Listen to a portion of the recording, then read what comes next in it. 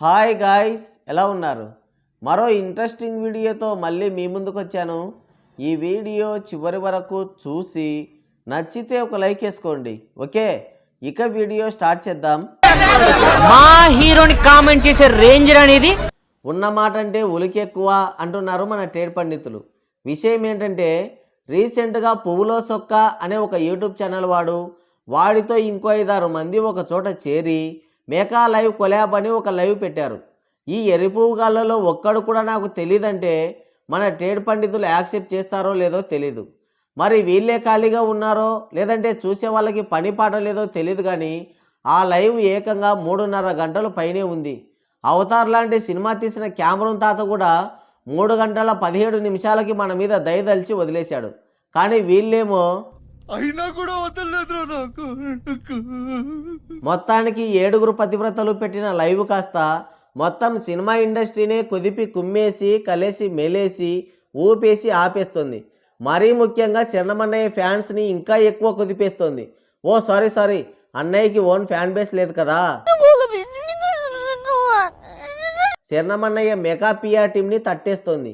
ఈ 7 పతివ్రతల్ని అప్పట్లో YS Rajasekhara Reddy నక్సల్స్ని meeting అని పిలిచి తట్టేసినట్లు వీళ్ళని కూడా తట్టేస్తే బాగుంటుంది అనే ఆలోచనలో ఉంది ఇండస్ట్రీ.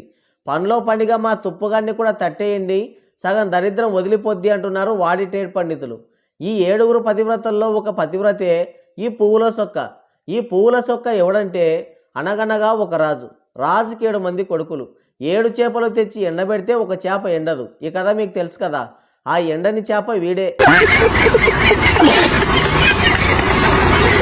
వీళ్ళంతా ఒక చోట చేరి మెగా లైవ్ కొలాబ్ అని ఒక పరమాన్నం వండారు. ఆ పరమాన్నం వండేటప్పుడు ఈ పూల సొక్కగాడు శరణమన్నయ్య పెద్ది సినిమా పైన కామెంట్ చేశాడు. ఏమన్నాడంటే, పెద్ది సినిమా స్టోరీ తనకు తెలుసని చెప్తే బాగుండదని, బుచ్చిబాబు ఈ బొక్కల స్టోరీతో సినిమా తీస్తున్నావా, మళ్ళీ చికిరి అని పెట్టి అని భయంకరంగా నవ్వాడు. అంతేకాదు ఆ చికిరి పాటకి మొత్తం పెయిడ్ వీస్ అంట, డబ్బులు పెట్టి వీస్ తెప్పించారంట. అంతేకాదు సోషల్ మీడియాలో ప్రమోట్ చేయమని సోషల్ మీడియా ఇన్ఫ్లుయెన్సర్లకి అలాగే ఇన్స్టాగ్రామ్ నిబ్బాస్కి డబ్బులు కూడా ఇచ్చారంట. కాదు, మీకు పెద్ద సినిమా స్టోరీ తెలుసా? నాకు తెలుసు. ఎట్లా తెలుసు? మీరు లీక్ చేయకండి. నా మీద కేసేస్తారు చేస్తే.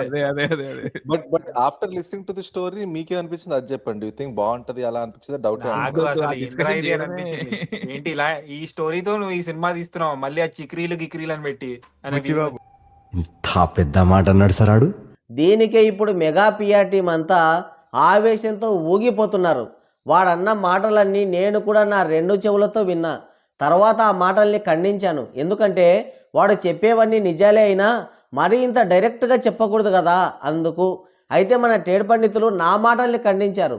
ఎందుకని అడిగితే, ఆ చేత చేస్తే ఈ చేత అనుభవిస్తారు. ఇదే పూల సొక్కగాడు అఖండ 2 సినిమాకి నెగిటివ్ రివ్యూలు ఇస్తే వాడిపైన పూలు చల్లింది వీళ్ళే కదా, అనుభవించని అని అంటున్నారు మన ట్రేడ్ పండితులు. వాళ్ళు చెప్పింది చెవులు రెక్కించి విన్న తర్వాత నాకు కూడా నిజం అనిపించింది. గతంలో దేవర సినిమా రిలీజ్ కాకుండానే టార్గెట్ చేసింది మెగా పిఆర్ టీం. కొరటాల భుజం మీద నుంచి దేవరని కొట్టాలని చూశారు. సాంగ్స్ రిలీజ్ చేసినా, టీజర్ వదిలినా, ట్రైలర్ వచ్చినా విపరీతంగా ట్రోల్ చేశారు. తెల్లవారక ముందే సినిమా పైన నెగిటివ్ రివ్యూలతో విరుచుకుపడ్డారు. తర్వాత వార్ 2 సినిమాకి అలాగే చేశారు. పుష్ప 2 సినిమాకైతే పీక్స్కి తీసుకెళ్లారు. ఏకంగా పైరసీనే బహిరంగంగా ఎంకరేజ్ చేశారు. మళ్ళీ అఖండ 2 సినిమాకి అదే చేశారు. సినిమాలో ఎన్నో గొప్ప అంశాలు, గొప్ప సీన్లు ఉన్నా కావాలనే లాజిక్ లేదు, మ్యాజిక్ లేదని ట్రోల్ చేశారు. తీరాది వాళ్ళకే రిటర్న్ వచ్చేసరికి కీసుమని క్యావ్మని అరుస్తున్నారు. అప్పుడు లేవని నోరు ఇప్పుడు లేస్తుందే, ఏమీ లేదు, కర్మ రిటర్న్స్ బ్యాక్ అంతే. దీనికే ఇలా అయిపోతున్నారంటే రేపు విశంబర, మనకంకర ప్రసాదము, ఎడ్డి ఇవి రిలీజ్కి వస్తే వాటికి వచ్చే ట్రోల్స్ చూసి ఏమైపోతారో అని ఆందోళన చెందుతున్నారు మన ట్రేడ్ పండితులు. మరి మీరేమంటారు? కింద కామెంట్ చేయండి.